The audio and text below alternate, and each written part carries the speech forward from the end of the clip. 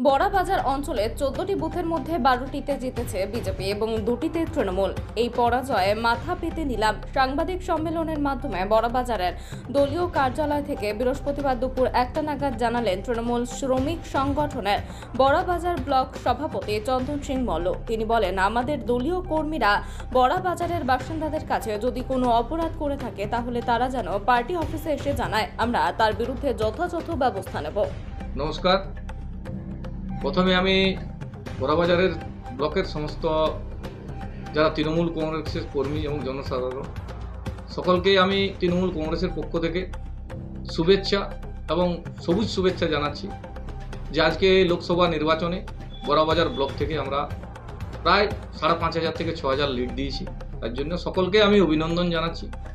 তথাপি আমি আরেকটা বক্তব্য রাখছি, যেটা হচ্ছে যে আমি ব্লকের একটা দায়িত্বে আছি, কিন্তু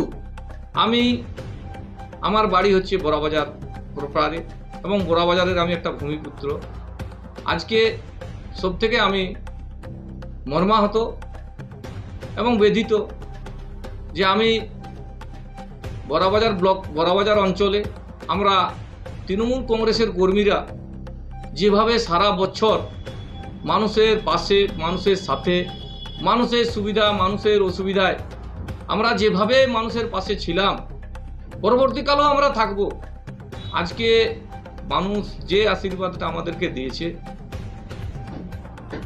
সেটা আমরা কিন্তু মাথা পেতে নিয়ে নিয়েছি যে আজকে 14টা বুথের মধ্যে যেখানে 12টা বুথ বিজেপি লিড করেছে এবং বিজেপি জিতেছে, মানুষ তাদেরকে আশীর্বাদ করেছে।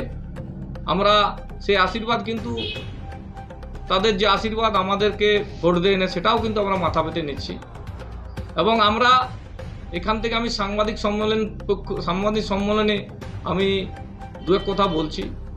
আজকে সাংবাদিক বন্ধুদেরকে আমি বলতে চাই যে আমরা বড়াবাজার শহরে বড়াবাজার মানুষের পাশে আমাদের কোনো তৃণমূল কংগ্রেসের কর্মীরা যদি অন্যায় করে আছে বা অন্যায় করেছে সাধারণ মানুষের, আমি তাদের পক্ষ থেকে ক্ষমা চাইছি।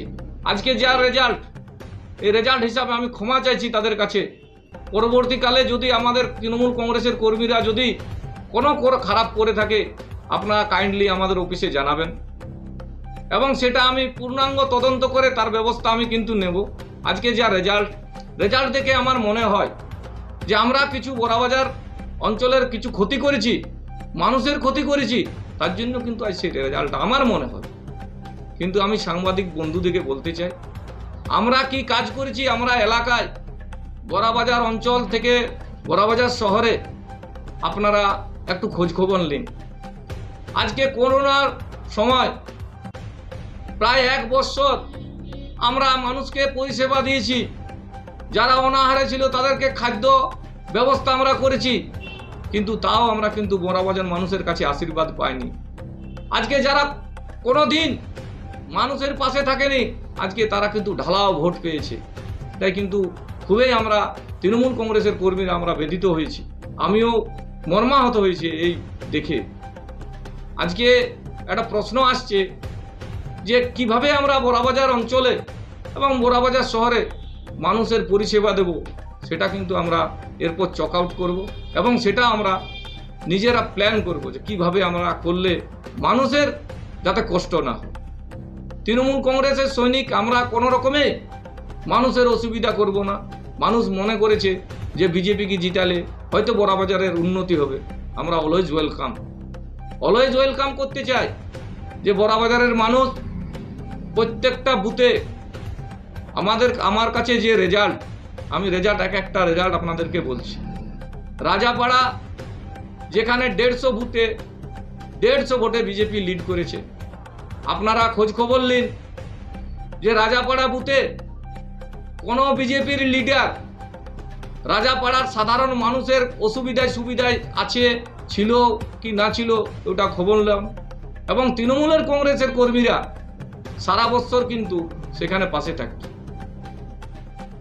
আজকে নীলমোহনপুর বুথ যেখানে বিজেপি 350 থেকে 400 ভোটে লিড করেছে, আজকে আপনারা নীলমোহনপুরে বুথে যান, যে তৃণমূল কংগ্রেসের কর্মীরা কি কাজ করে, তৃণমূল কংগ্রেসের কর্মীরা মানুষের পাশে থাকে কি না থাকে, আপনারা তদন্ত করুন এবং আপনারা দেখুন।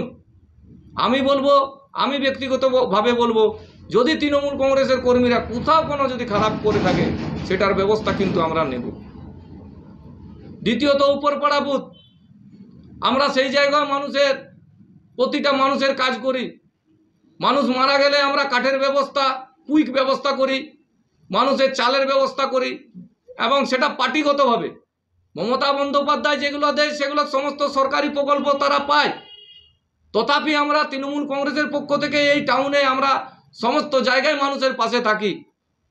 আজ মানুষ আমাদেরকে প্রত্যাখ্যান করেছে। বিশেষ করে আপনারা জানেন,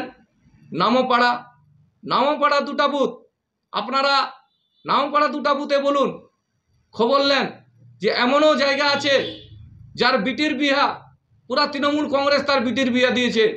আজকে সে বিজেপির হয়ে করে 500 টাকায় বিজেপির মঞ্চে যায় দাঁড়িয়েছে।